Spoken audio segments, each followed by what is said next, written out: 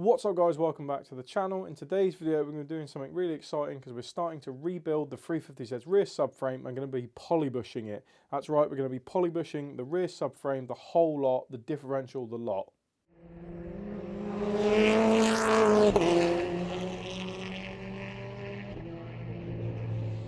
So yeah guys, in this video I'm just going to be basically putting the subframe back together for it to go back inside the car, and then obviously we'll be able to drive the car again, which will be really good. I'm going to be polybushing all the joints on the subframe. That's the mounting areas, the stuff that connects to the differential, all the ancillary parts and all that to go back on, because as you've seen in my previous videos, we've been cleaning it up and making it look really, really smart. So without further ado, let's get on and do these subframe bushes.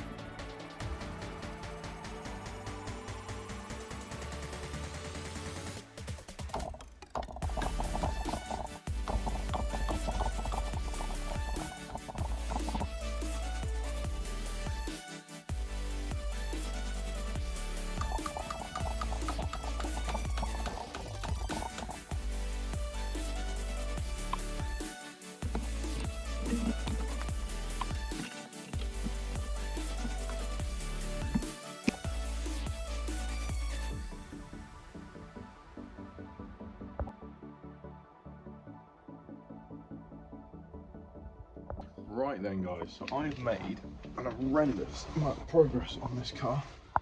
So as you can see, the subframe with all its new bushes and everything is back in, and I've been doing that over the last week. Didn't really film it because it's just a bit difficult to under here, annoyingly.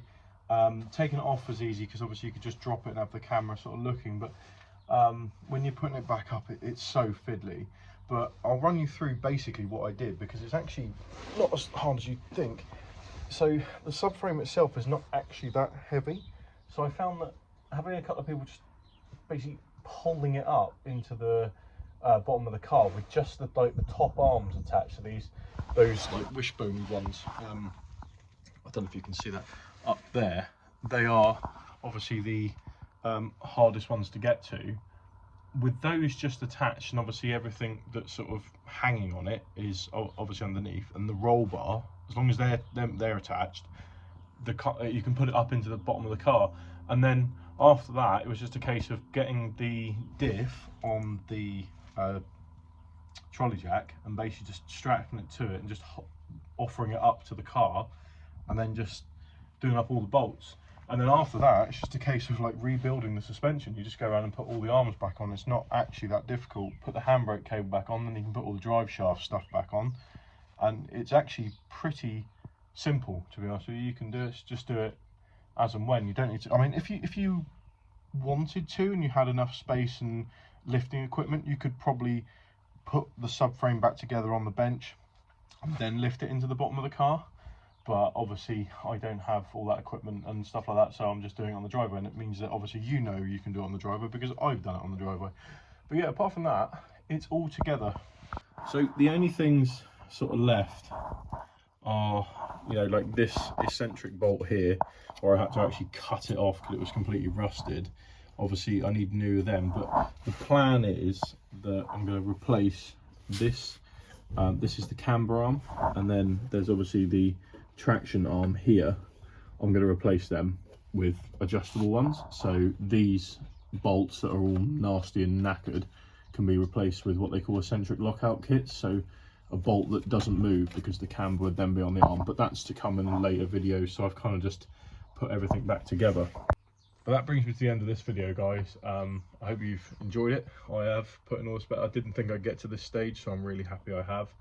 But yeah, I hope you're able to do it yourself. It's a bit costly, it's a bit time consuming, but I think once I drive this car, it's going to be worth it because I've done so much to it. So anyways, guys, I hope you enjoyed the video. Don't forget to like, don't forget to leave me a comment, subscribe to the channel if you want to see more content like this, and I will see you in my next video. Take care, enjoy your rusty crusty modified Nissan 350Zs.